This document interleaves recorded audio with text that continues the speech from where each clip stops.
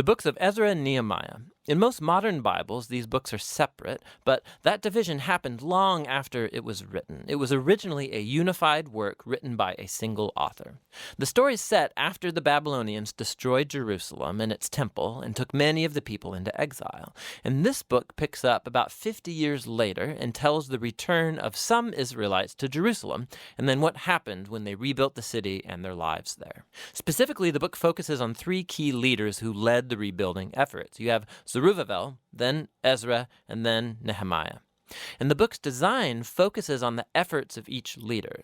Zerubbabel leads a large group of people back to Jerusalem to rebuild the temple.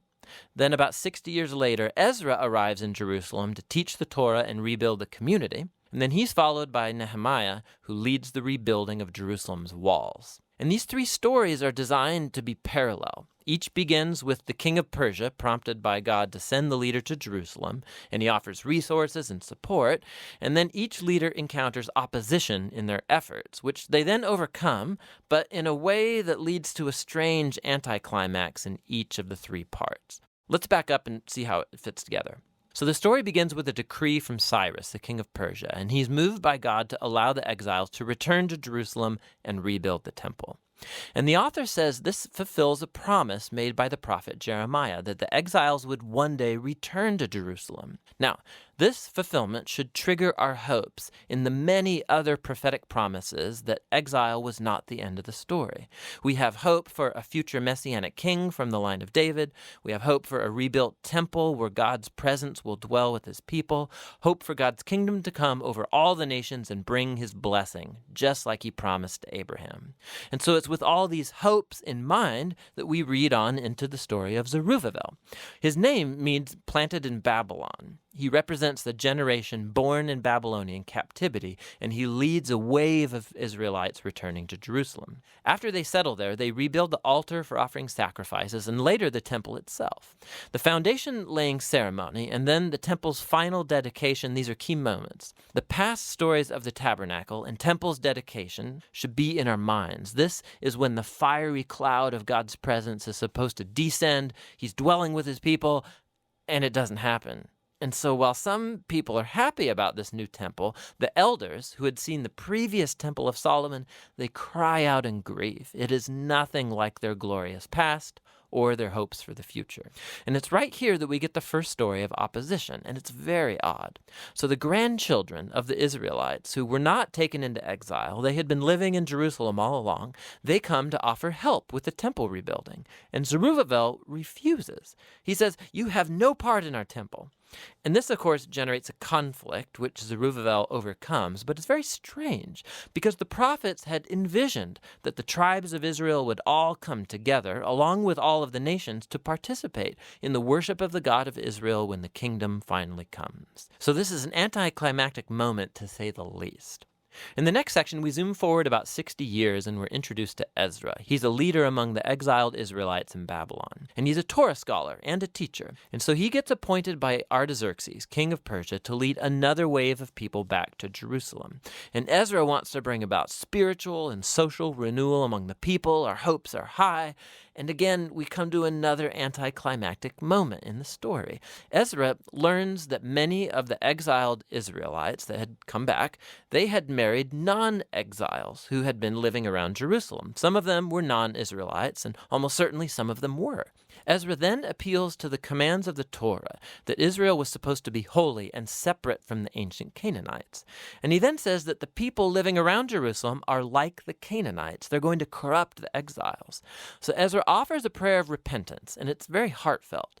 But then he rallies all the leaders and enacts this divorce decree that says all these marriages should be annulled, the women and children sent away. And then the decree is only partially carried out. We're given a list of some of the men who divorced their wives. The story is very strange for a number of reasons. First of all, God never commanded Ezra to do any of this. It was the leaders of Jerusalem who led Ezra to make the decree. Second, the contemporary prophet Malachi, he did say that the exiles should care about purity, but he also said that God was opposed to divorce.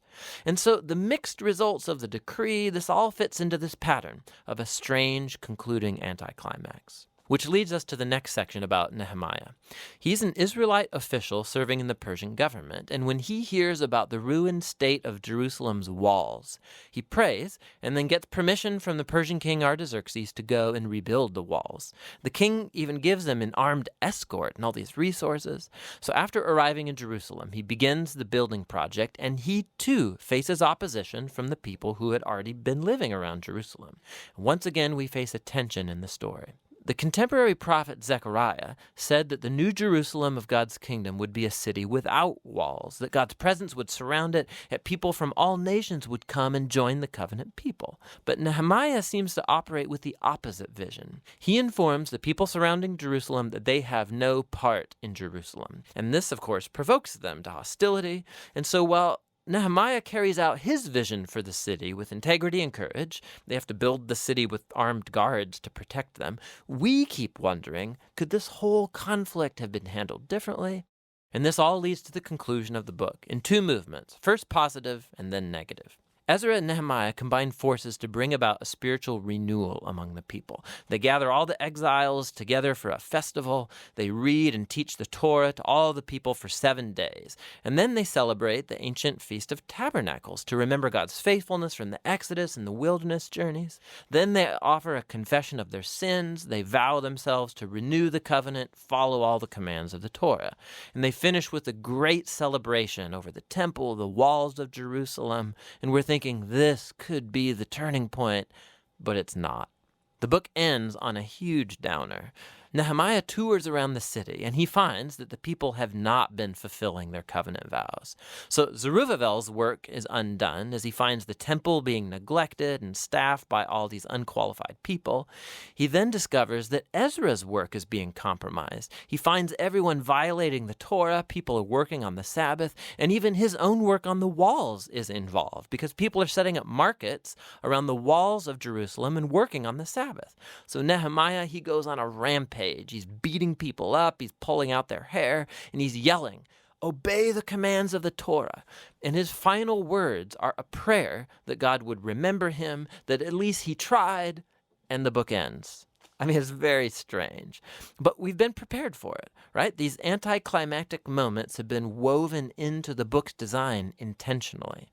And so it raises the question, what on earth does this book contribute to the storyline of the Bible? Well, remember, the book started by raising our hopes in the prophetic promises about the Messiah, the temple, the kingdom of God, and then none of it happens. So even though Israel is now back in the land, their spiritual state seems unchanged from before the exile. And while Ezra and Nehemiah, they do their best, but their political and social reforms among the people don't address the core issues of their heart. So what the book is pointing out is the same need highlighted by the prophets Jeremiah and Ezekiel. What God's people need is a holistic transformation of their hearts if they're ever going to love and obey their God. And so the book ends on a downer, yes, but it forces you to keep reading on into the wisdom and prophetic books to find out what is God going to do to fulfill his great covenant promises. But for now, that's the book of Ezra and Nehemiah. Ezra 1. In the first year of Cyrus, king of Persia, that the word of the Lord by the mouth of Jeremiah might be fulfilled, the Lord stirred up the spirit of Cyrus, king of Persia, so that he made a proclamation throughout all his kingdom, and also put it in writing. Thus says Cyrus, king of Persia, "The Lord, the God of heaven, has given me all the kingdoms of the earth, and he has charged me to build him a house at Jerusalem, which is in Judah. Whoever is among you of all his people, may his God be with him. And let him go up to Jerusalem, which is in Judah, and rebuild the house of the Lord, the God of Israel. He is the God who is in Jerusalem.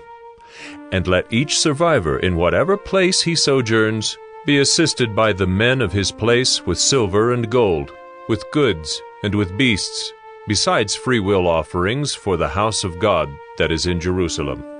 Then rose up the heads of the fathers' houses of Judah and Benjamin, and the priests and the Levites, everyone whose spirit God had stirred to go up to rebuild the house of the Lord that is in Jerusalem. And all who were about them aided them with vessels of silver, with gold, with goods, with beasts, and with costly wares, besides all that was freely offered. Cyrus the king also brought out the vessels of the house of the Lord that Nebuchadnezzar had carried away from Jerusalem, and placed in the house of his gods.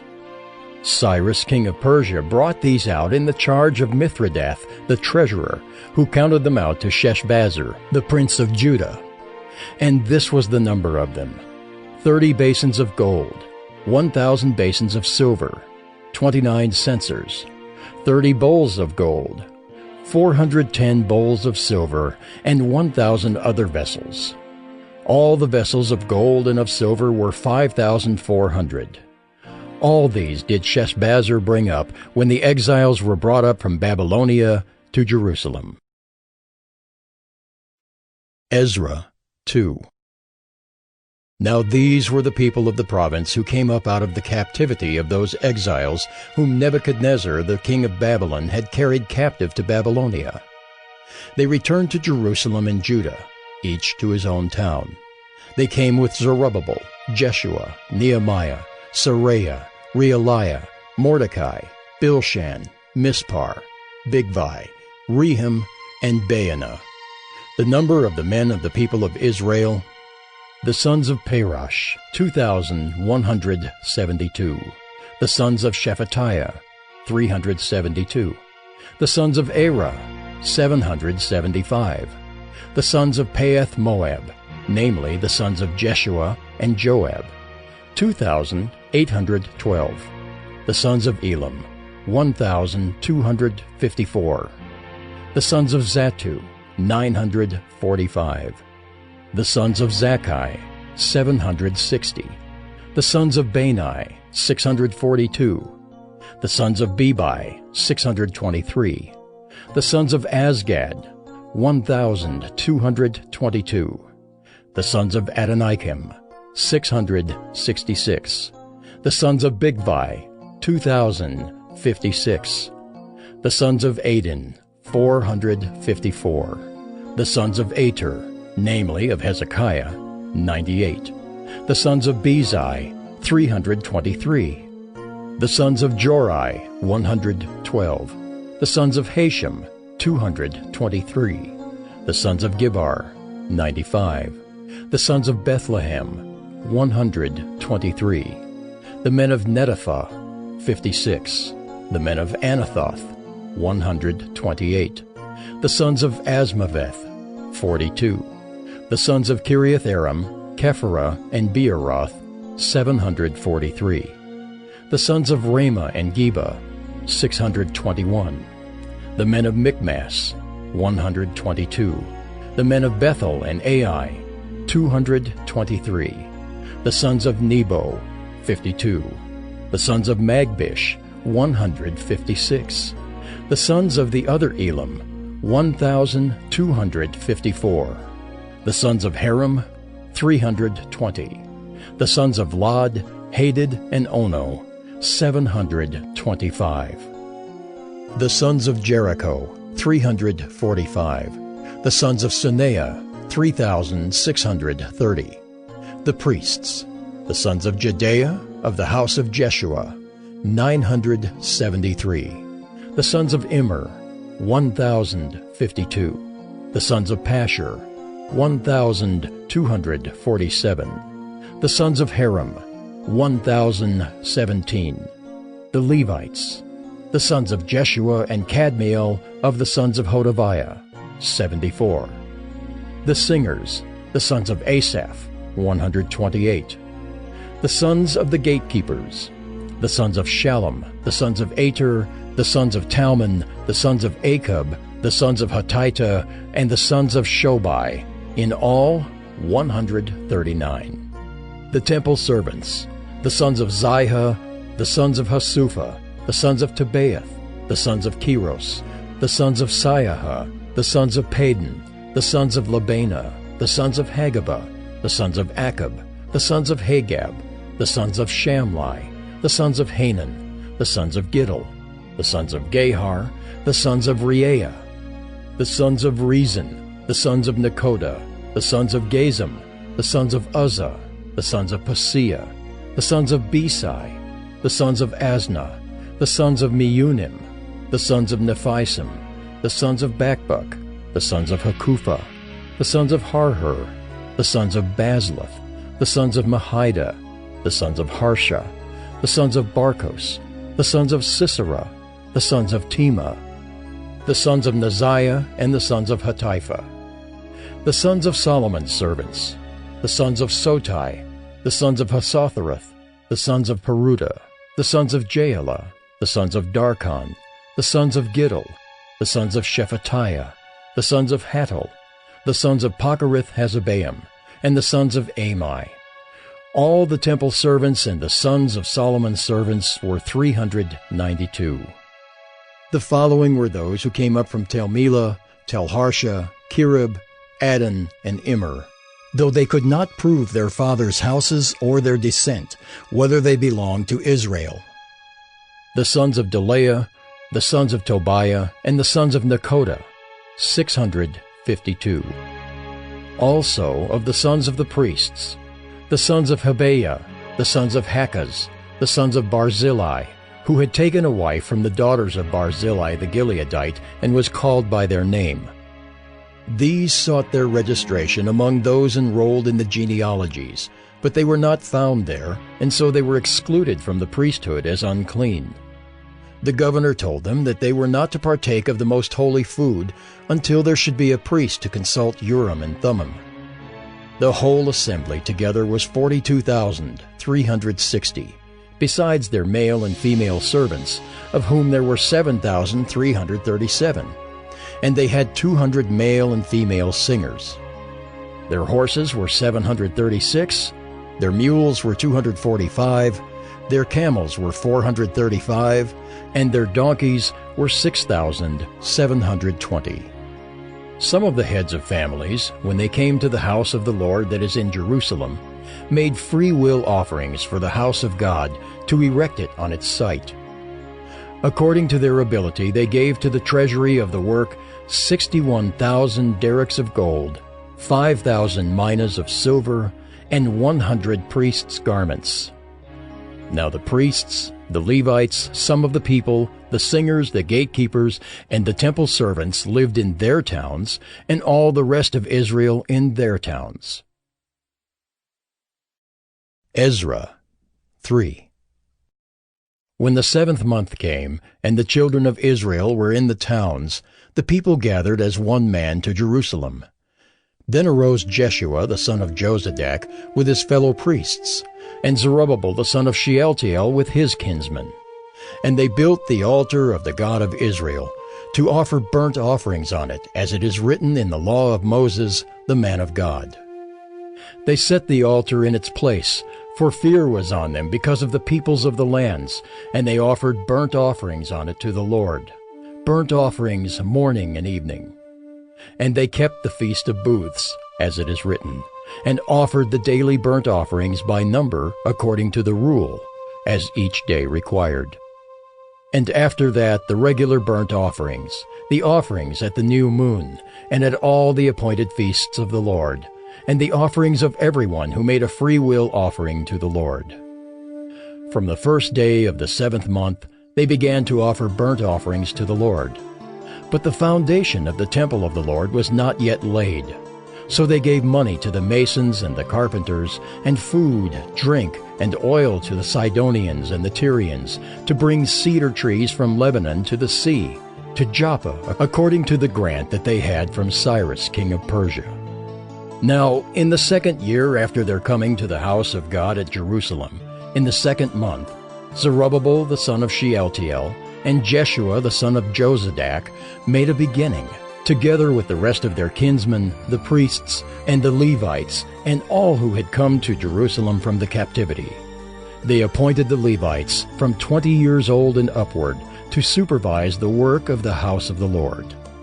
And Jeshua with his sons and his brothers, and Kadmiel and his sons, the sons of Judah, together supervised the workmen in the house of God, along with the sons of Henadad and the Levites, their sons and brothers.